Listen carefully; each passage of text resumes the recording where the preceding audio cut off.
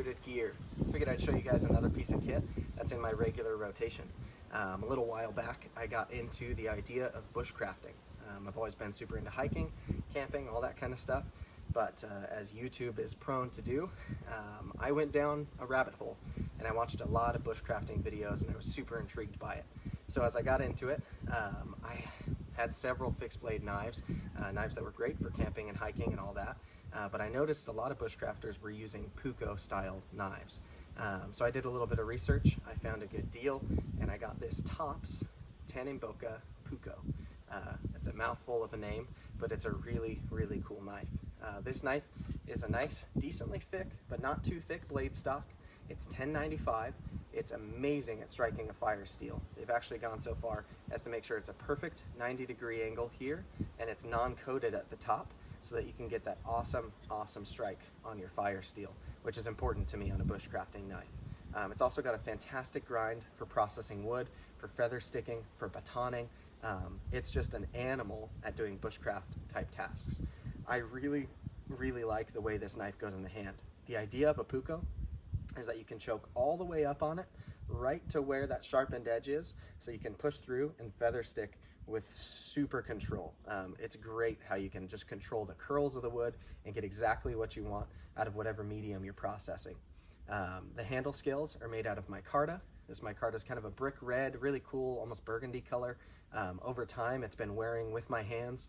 I carry this knife a lot on my belt, and it's been super, super fun. It draws really well from the sheath, goes back into the sheath super easily. The sheath is this awesome, really nice full grain leather.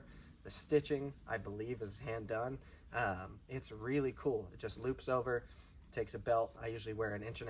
I have an 1.75 belt as well. It goes into that. It's just a really well thought out bushcrafting specific knife.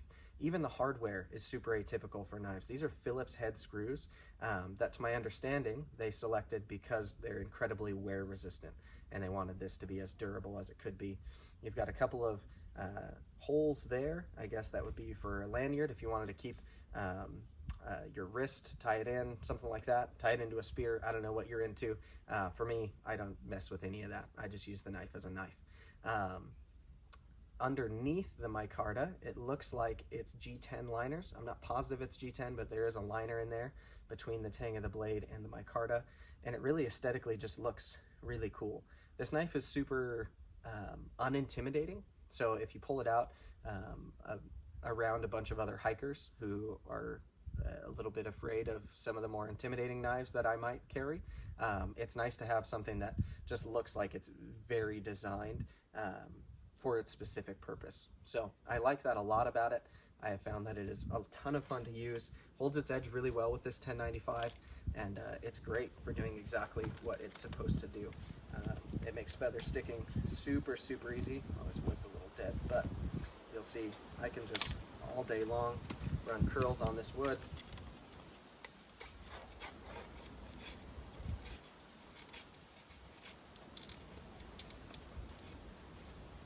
And to then be able to go ahead and strike a fire steel with it, it's just awesome. Making Tinder bundles and then lighting them up.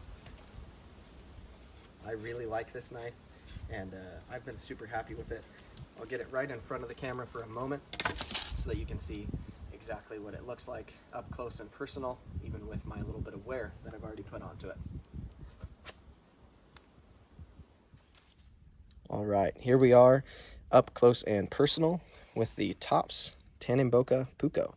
The first thing you'll notice is the sheath is super well finished. It's a really nice, really unintimidating, I'd like to call it almost a grandpa style old leather sheath. It's finished really well. The stitching is fantastic. The knife fits and is secure.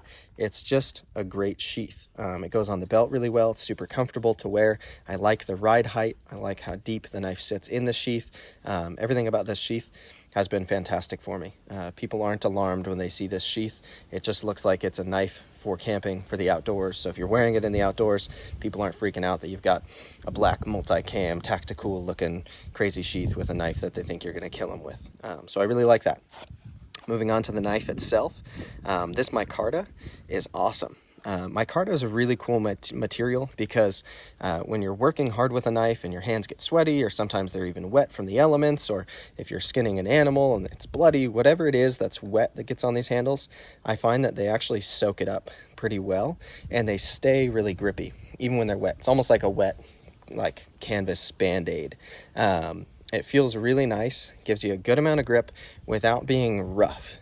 So when this knife is in the sheath, if it's rubbing up against my hip, it doesn't hurt, it's not rough, it's not tearing me up. If it's rubbing up against your clothes, it's not tearing them up. But it does give that good amount of purchase and grip, which I really, really like about it.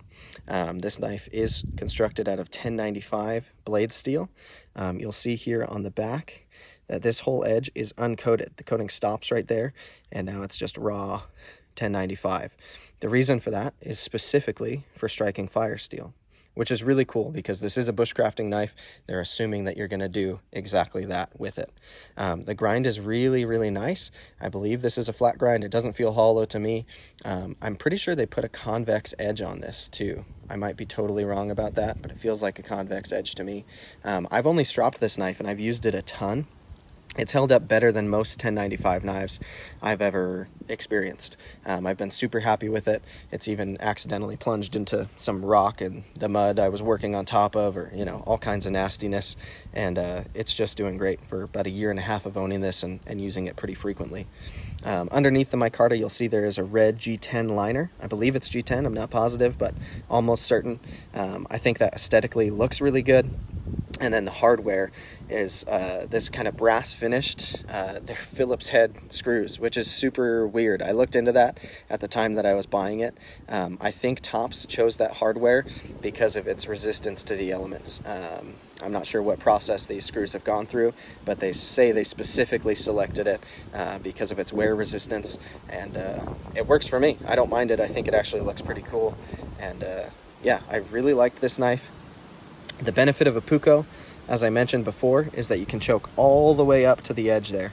So when you're pushing through and feather sticking material, you can really control and manipulate exactly how deep or how shallow your cuts are, and it just works. It's a very different knife from anything I've ever owned before. I've never had a Puukko until this one.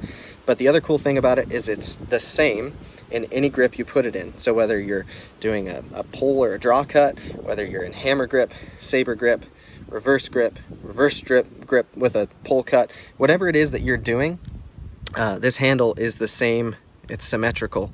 So it fits in the hand super well for any type of cutting you need to do. This isn't going to be a camp knife. It's not meant to chop through logs or anything like that. But it does baton very well. This stock and this tip works great for batoning. I have done that. And yeah, it's just kind of a beast of a Puukko. And I want to say I paid around or maybe even just under $100 for it, which with micarta and 1095 and this style of knife and how well it's done, I think was absolutely a steal. So I'm pretty sure I got it on Amazon. I'll see if I can link that in the video.